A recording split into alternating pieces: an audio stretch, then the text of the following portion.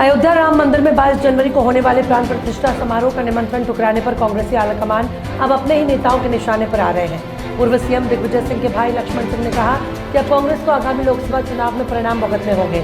जो लोग राम मंदिर आंदोलन में लड़े वे स्पष्ट रूप से प्राण प्रतिष्ठा के संबंध में निर्णय लेंगे। उन्होंने निर्णय ले लिया है कि जहां तक निमंत्रण का सवाल है इसे अस्वीकार करने का क्या मतलब है।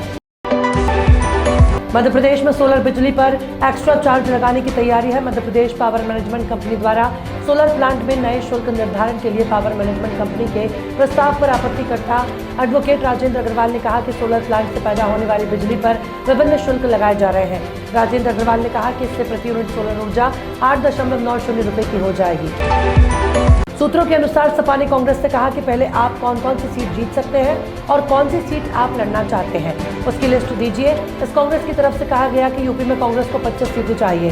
सपा ने इसके जवाब में कहा कि गठबंधन में सभी वही सीटें लड़े जो जीत सकते हैं। गठबंधन में आपसी झगड़ों को दूर रख हकीकत के साथ लड़ना चाहिए।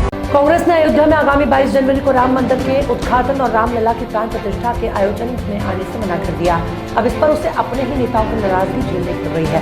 कांग्रेस की यूपी इकाई के नेता आचार्य प्रमोद कृष्णम ने राम मंदिर का न्योता ठुकराने की सलाह देने वालों को बेताल और राक्षस तक कह दिया। प्रमोद कृष्णम ने कहा कि कांग्रेस में कुछ बेताल हैं जो कंधे पर बैठकर गलत फैसले करा देते हैं। उत्तराखंड में कोविड के नए वेरिएंट JN1 का पहला मरीज मिला है। 72 वर्षीय बुजुर्ग महिला में JN1 की पुष्टि हुई है।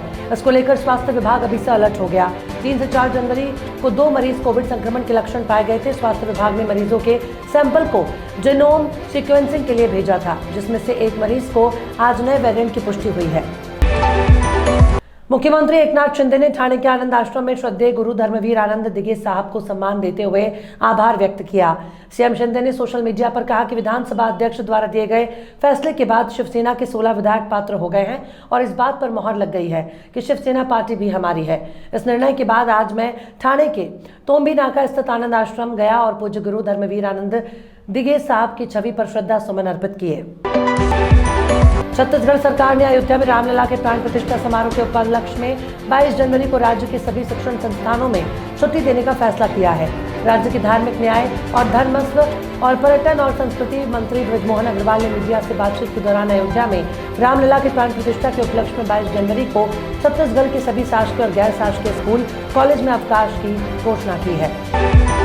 दुनिया की सबसे पावरफुल टेक्नोलॉजी कंपनियों में शुमार गूगल के कर्मचारी एक बार फिर वर्ल्ड वाइड छटनी की चपेट में आ गए हैं। पिछले साल की शुरुआत में भी कंपनी ने लगभग 12,000 कर्मचारियों को बाहर का रास्ता दिखाया था। आखिरकार वो खबर आ गई जिसका डर था। गूगल ने ऐलान कर दिया है कि उसकी कई टीमों में से सैकड़ों एम्प्लॉयज की छटनी की जा रही है। साल 2019 में रिलीज हुई फिल्म प्रधानमंत्री नरेंद्र मोदी के बायोपिक पीएम नरेंद्र मोदी में एक नहीं बल्कि 3 प्रोड्यूसर्स ने अपने पैसे लगाए थे। ऐसे में अब इससे जुड़ी एक हैरान कर देने वाली खबर सामने आ रही है। दरअसल फिल्म के एक प्रोड्यूसर आचार्य मनीष ने दूसरे प्रोड्यूसर आनंद पंडित और संदीप सिंह पर धोखाधड़ी का आरोप लगाया है। वुमेन्स प्रीमियर लीग 2024 को लेकर अहम जानकारी सामने आई है। महिला प्रीमियर लीग का पहला सीजन यानी WPL 2023 मुंबई की मेजबानी में खेला गया था। टूर्नामेंट के सभी 22 मुकाबले मुंबई के ब्रेबॉर्न स्टेडियम और नवी मुंबई के DY पाटिल स्पोर्ट्स अकेडमी में खेले गए। लेकिन अब मीडिया रिपोर्ट्स में मिली जानकारी के मुताबिक टूर्नामेंट का दूसरा सीजन बैंगलोर और दिल्ली की मेजबानी में खेला जाएगा।